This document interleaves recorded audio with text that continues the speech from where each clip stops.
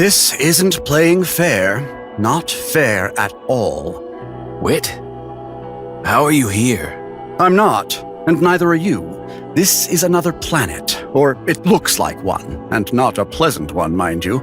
The kind without lights. No stormlight ones, gaseous ones, or even electric ones. Damn place barely has an atmosphere. He glanced at Kaladin, then smiled. You're asleep. The enemy is sending you a vision, similar to those the Stormfather sent Dalinar. I'm not certain how Odium isolated you, though. It's hard for shards to invade minds like this, except in a specific set of circumstances. Kaladin smiled as Wit handed him a bowl of steaming stew. But it's not real. You just told me. Nothing is real, at least by one measure of philosophy. So enjoy what you seem to be able to eat, and don't complain. Kaladin did so, taking the most wonderful bite of stew he'd ever tasted. It was hard to avoid glancing out past the glowing barrier of light at the storm outside. How long can I stay with you? Not long, I fear. Wit served himself a bowl of stew. 20 minutes or so. I have to go back out into that. Yes, I'm afraid it's going to get worse, Kaladin. I'm sorry. Worse than this? Unfortunately. I'm not strong enough, Wit. It has all been a lie. I've never been strong enough. Wit took a bite of his stew. He nodded. You agree? You know better than I what your limits are. It's not such a terrible thing to be too weak. Makes us need one another. I should never complain if someone recognizes their failings, though it might put me out of a job if too many share your wisdom, young bridgeman. And if all of this is too much for me? If I can't keep fighting? If I just stop? Give up? Are you close to that? Yes. Then best eat your stew. A man shouldn't lie down and die on an empty stomach. Kaladin waited for more, some insight or encouragement. Wit merely ate, and so Kaladin tried to do the same. Wit, do you maybe have a story you could tell me? Wit froze, spoon in his mouth. He stared at Kaladin, lowering his hand, leaving the spoon between his lips, before eventually opening his mouth to stare slack-jawed, the spoon falling into his waiting hand. What? Why are you so surprised? Well, it's simply that, I've been waiting for someone to actually ask. They never seem to. He grinned, then leaned forward. There is an inn that you cannot find on your own. You must stumble across it on a misty street, late at night, lost and uncertain in a strange city. The door has a wheel on it, but the sign bears no name. If you find the place and wander inside, you'll meet a young man behind the bar. He has no name. He cannot tell it to you should he want to. It's been taken from him. But he'll know you, as he knows everyone who enters the inn. He'll listen to everything you want to tell him, and you will want to talk to him. And if you ask him for a story, he'll share one, like he shared with me. I will now share it with you. All right. Hush, this isn't the part where you talk. This story is a meaningless one. You must not search for a moral. It isn't that kind of story, you see. It's the other kind of story. The cryptic held up a flute, and Kaladin recognized it. Your flute. You found it? This is a dream, idiot. It's not real. Oh. Right. I'm real, not imaginary at all. Unfortunately, I am irrational. She began to play the flute, moving her fingers along it. Kaladin wasn't certain what she was doing to produce the sounds. She didn't have lips. This story is called The Dog and the Dragon. One day, the dog saw the dragon flying overhead. Wit sent the illusory dragon soaring above his hand. The dog marveled, as one might expect. He had never seen anything so majestic or grand. The dragon soared in the sky, shimmering with iridescent colors in the sunlight. When it curved around and passed above the dog, it called out a mighty challenge, demanding in the human tongue that all acknowledge its beauty. The dog watched this from atop a hill. Now, he wasn't particularly large, even for a dog. He was white, with brown spots and floppy ears, not of any specific breed or lineage, and small enough that the other dogs often mocked him. He was a common variety of a common species of a common animal that most people would rightfully ignore. But when this dog stared at the dragon and heard the mighty boast, he came to a realization. Today, he had encountered something he'd always wished for but never known. Today, he'd seen perfection and had been presented with a goal. From today, nothing else mattered. He was going to become a dragon. The dog sat upon that hilltop through an entire night and day, staring, thinking, dreaming. Finally, he returned to the farm where he lived among others of his kind. These farm dogs all had jobs, chasing livestock or guarding the perimeter, but he, as the smallest, was seldom given any duty. Perhaps to another this would be liberating. To him, it had always been humiliating. As any problem to overcome is merely a set of smaller problems to overcome in a sequence, he divided his goal of becoming a dragon into 3 steps. First, he would find a way to have colorful scales like the dragon. Second, he would learn to speak the language of men like the dragon. Third, he would learn to fly like the dragon. Whit made the scene unfold in front of Kaladin. A colorful land with thick green grass that wasn't dead after all. It simply didn't move except in the wind. Creatures unlike any Kaladin had ever seen. Furry and strange. Exotic. The little dog walked into a wooden structure, a barn. The dog chose the scales first, as it seemed the easiest, and he wanted to begin his transformation with an early victory. He knew the farmer owned many seeds in a variety of colors, and they were the shape of little scales. Because he was not a thief, the dog did not take these, but he asked the other animals where the farmer obtained new ones. It turns out the farmer could make seeds by putting them in the ground, waiting for plants to grow, then taking more seeds from the stalks. Knowing this, the dog borrowed some seeds and did the same, accompanying the farmer's eldest son on his daily work. As the youth worked, the dog moved alongside him, digging holes for seeds with his paws and planting them carefully with his mouth. It was an amusing scene watching the dog work, not only because the animal did all this with feet and snout, but because the ground parted when the dog pawed at it. It wasn't made of stone, but something else. The farmer's eldest son found the dog's actions quite amusing. Then incredible, as the dog went out each day, gripping a watering can in his teeth. The little dog watered each seed just as the farmer did. He learned to weed and fertilize, and eventually the dog was rewarded with his own small crop of colorful seeds. After replacing what he'd borrowed from the farmer, the dog got himself wet and rolled in his seeds, sticking them all over his body. He then presented himself to the other dogs. "Do you admire my wonderful new scales?" he asked his fellow animals. "Do I not look like a dragon?" They, in turn, laughed at him. "Those are not scales," they said. "You look stupid and silly. Go back to being a dog." Kaladin put a spoonful of stew into his mouth, staring at the illusion. The way the colors worked was mesmerizing, though he had to admit the dog did look silly, covered in seeds. The dog slunk away, feeling foolish and hurt. He had failed at his first task, to have scales like a dragon. The dog, however, was not daunted. Surely, if he could speak with the grand voice of a dragon, they would all see. And so the dog spent his free time watching the children of the farmer. There were 3. The eldest son, who helped in the fields, the middle daughter, who helped with the animals, and the toddler, who was too young to help, but was learning to speak.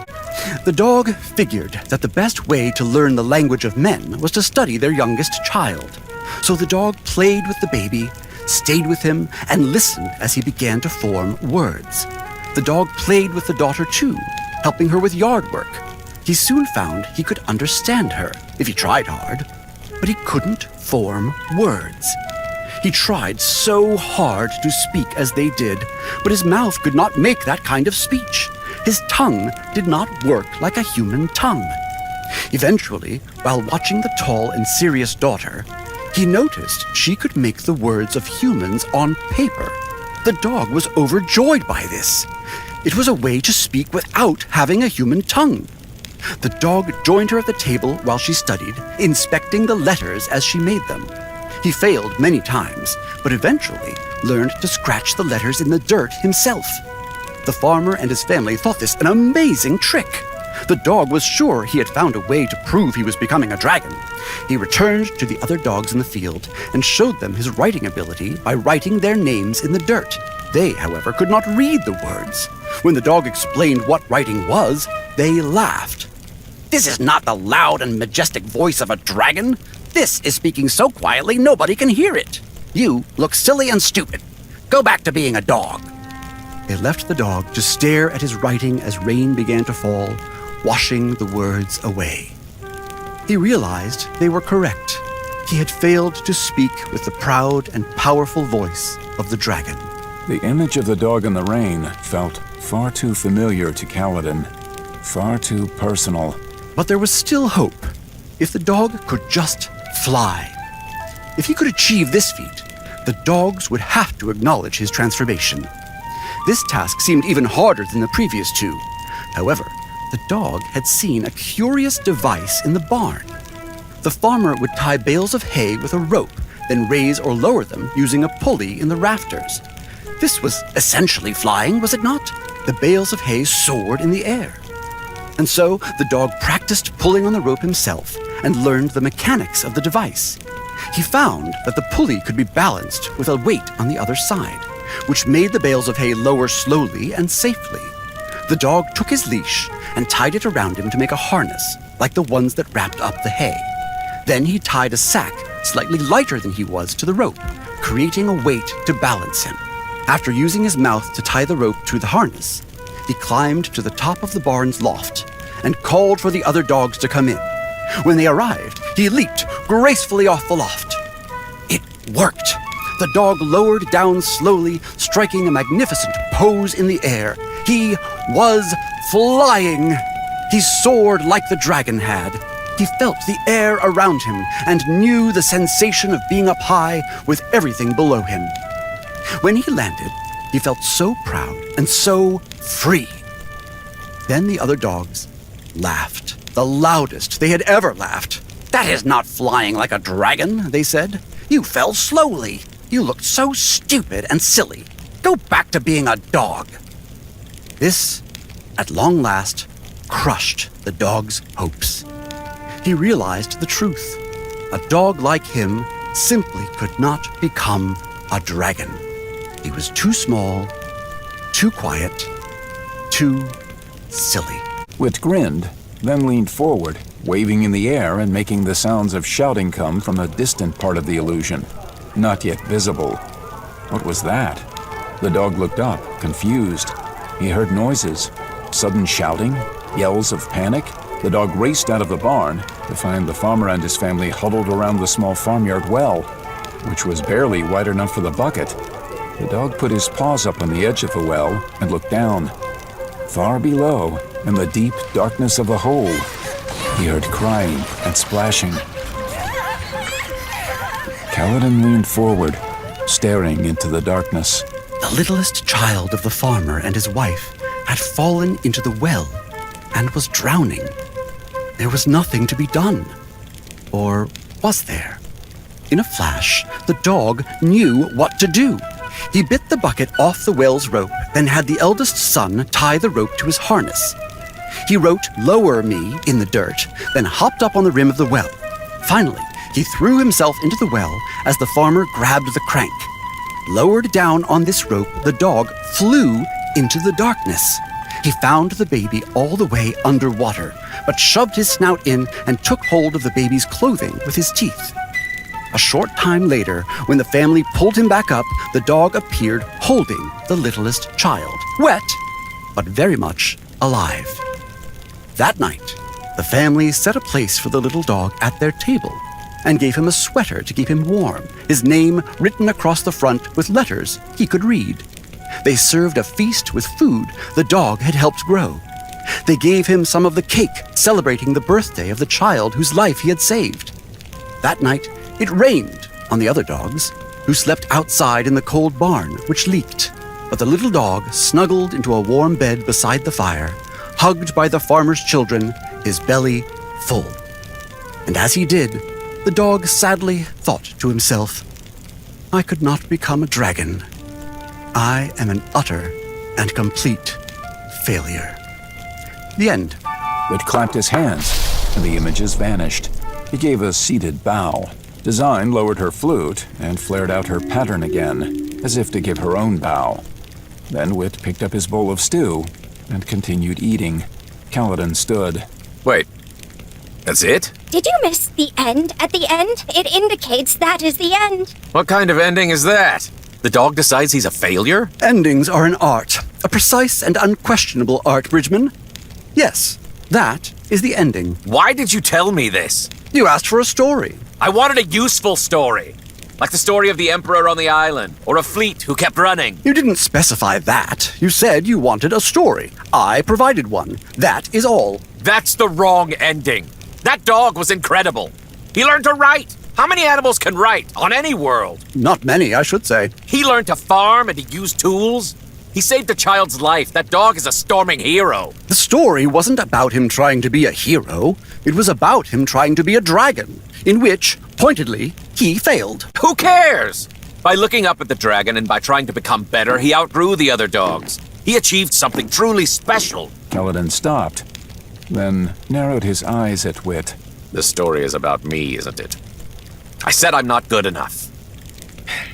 You think I have impossible goals, and I'm intentionally ignoring the things I've accomplished. I told you this story has no meaning. You promised not to assign it one. As a matter of fact, you didn't give him a chance to promise. You simply kept talking. Wit glared at her. Your stories always have a point. I am an artist. I should thank you not to demean me by insisting my art must be trying to accomplish something. In fact, you shouldn't enjoy art. You should simply admit that it exists, then move on. Anything else is patronizing. Kaladin folded his arms, then sat. Wit. Playing games again. Can't he ever be clear? Can't he ever say what he means? Any meaning is for you to assign, Kaladin. I merely tell the stories. Have you finished your stew? Kaladin realized he had. He'd eaten the entire bowl while listening. I can't keep this bubble up much longer, I'm afraid. He'll notice if I do, and then he'll destroy me.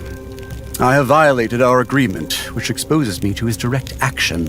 I'd rather not be killed, as I have 7 more people I wanted to insult today. Kaladin nodded, standing up again. He realized that somehow the story fired him up. He felt stronger, less for the words, and more for how annoyed he'd grown at Wit. A little light, a little warmth, a little fire, and he felt ready to walk out into the winds again. Yet he knew that darkness would return. It always did. Can you tell me the real ending? Before I go back out. Wit stood and stepped over, and put his hand on Kaladin's back. That night, the little dog snuggled into a warm bed beside the fire, hugged by the farmer's children, his belly full. And as he did, the dog thought to himself, I doubt any dragon ever had it so good anyway. He smiled and met Kaladin's eyes. It won't be like that for me. You told me it would get worse. It will, but then it will get better. Then it will get worse again, then better. This is life, and I will not lie by saying every day will be sunshine. But there will be sunshine again, and that is a very different thing to say. That is truth. I promise you, Kaladin, you will be warm again.